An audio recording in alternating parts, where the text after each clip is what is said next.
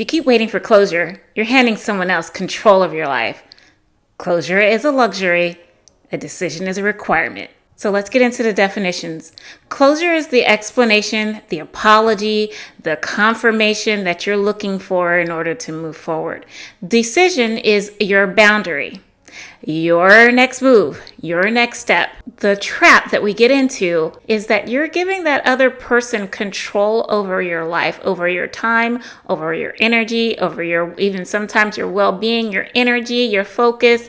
That's too much to give to someone else and not hold within for yourself. So let's take a step back and decide, how are we going to deal in a situation when we don't have the closure that we're so hoping for? What are the reasons why someone would hold back giving you a closure for that ending or temporary ending in some cases of a relationship?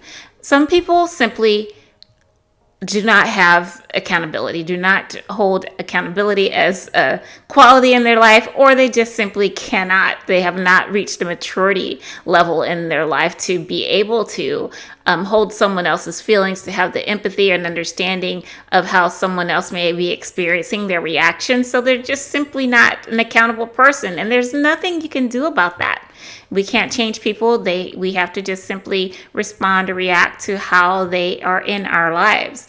Another situation would be where you're looking for closure from a system, for example. So not from a human being, a person in particular, but from a system that benefits from having you in this limbo. Let's think of legal systems, medical systems, where, hey, if they give an answer or conclusion or an explanation, any type of closure too soon, it will not benefit the system, right? You don't want the legal system jumping to a conclusion and giving a verdict too soon. That would not be for the benefit of the system. We wouldn't want a medical system giving an answer too soon without having done the proper investigation to see what the health concerns are. And there are relationships of convenience also, where people are just around because they benefit from being around you, whether or not you're a successful person or you are close to someone that they want to be close to, whatever, they benefit from you. People that are in proximity to you and they're just there just for a selfish reason, they wouldn't be inclined to give you closure because they're there for selfish reasons. So why would they give you closure? So when we are aware of the situations and why some people would not give you closure, it's better to understand the next steps that you have to take when you're not getting that closure. You're not waiting for closure. You're waiting for their effort. When effort doesn't show up, that is your closure. So let's talk about the framework that I use when I'm making a decision and I'm not given any closure. I'm stuck in some type of limbo, and trust me, I have been in many situations where I'm not getting the closure or the answers that I want. Sometimes never. Sometimes I never get it. Sometimes it's just severely delayed. What are the steps, the framework that I'm using in order to get to my next step in life without the closure? So let's talk about the steps. First of all, name what you're deciding. What are you staying available for? What are you here for? Why are you staying in this limbo of not having a conclusion for the situation that you're looking forward, or you're relying on an answer to? What are you available for, or what are you not available for? We'll give an example in a moment. Step 2, know what your standards are. What is it? What would a self-respecting person do in this situation? And don't hate on yourself. Be kind and be gentle, but also hold yourself accountable to, well, if I truly have respect for myself, this is what I would do and I would want to see myself do in order to show that I care and I love and I respect myself.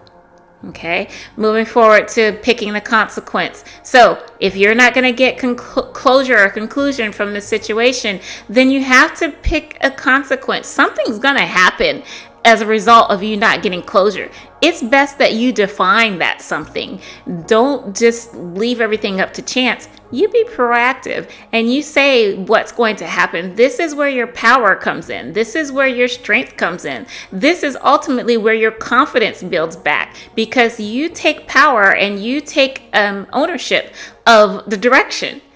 See, when you take ownership and move it forward, it's yours. It no longer belongs with someone else that you're allowing to hold when you don't move forward from this lack of closure. And then finally, act on your decision, right? Act on that consequence that you just made. It's yours. You decided, go ahead and act on it.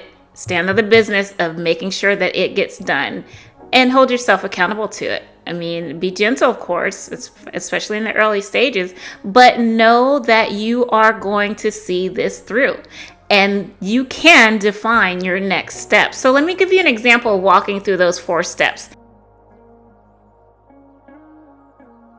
So, for example, say you're in a relationship or a situationship or a friendship, family member, whatever type of human-to-human relationship you're in, and you realize that you're always the person that's doing all the work and holding the relationship together. Whether that work is the person that's doing all the phone calls, all the text messages, initiating them, setting up the fun dates, or setting up the activities and making all the plans, and you're the first person to initiate everything. You're doing all the energy and keeping the relationship together and held.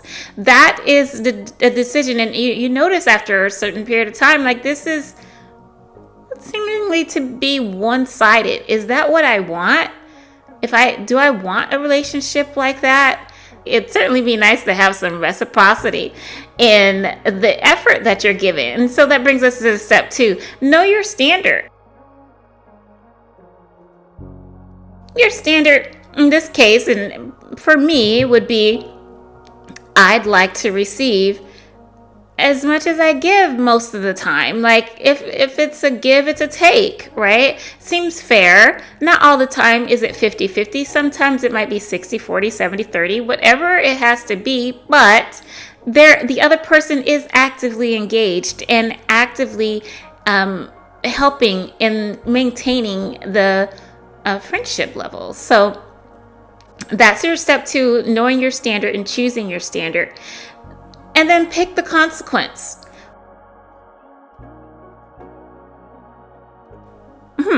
If this happens, then this is going to be my response. So say, for example, in this relationship, you are always giving and you realize now it's bothering you, and you've gone through step 2, you know your standards for yourself, you want reciprocity, you're not getting it.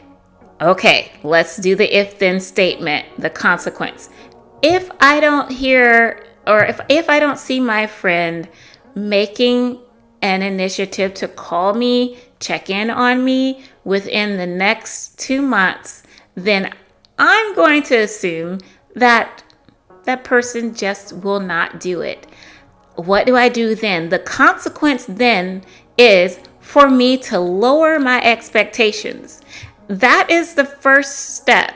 You're not going to say, oh, I'm never going to text that person again. I'm never going to call them again. I'm not going to see them again. That may be too extreme for this first level of reconciling with your conclusion and with yourself.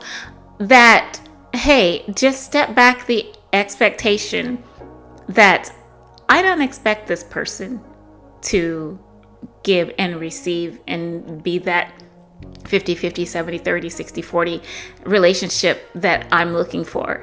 So I'm going to lower my expectation, realize that person is not truly capable of being held accountable for holding a relationship together, and therefore I adjust my behaviors accordingly.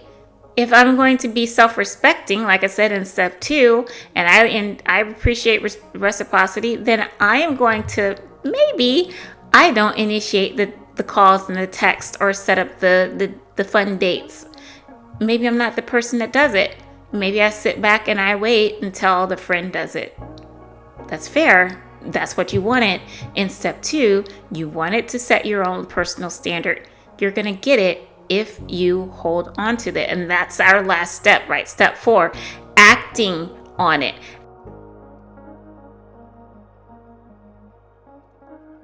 Acting without a final conversation. You don't have to talk about it. You saw the actions. You saw that if you waited for 2 months, this person is not going to initiate setting up a date, initiating a phone call, initiating a check-in, see how you're doing, text message. You saw it for your own eyes. Silence is also an answer. Know that. Know that silence actually is very loud and it speaks volumes. So trust that. In step 4, act. Know that you're going to hold this line. I learned that that person is not going to be accountable to me. Fine. I lower my expectations, and in lowering my expectations, I just might say I'm not going to initiate another phone call, date, whatever with this person until I see that they step up. Okay. And that person just very well may not ever step up. And there's an answer too, right? But do you see how you get your way in this? You get your decision made, and therefore you get to control how this goes without even having a conclusion, a confirmation, anything, any accountability from that person.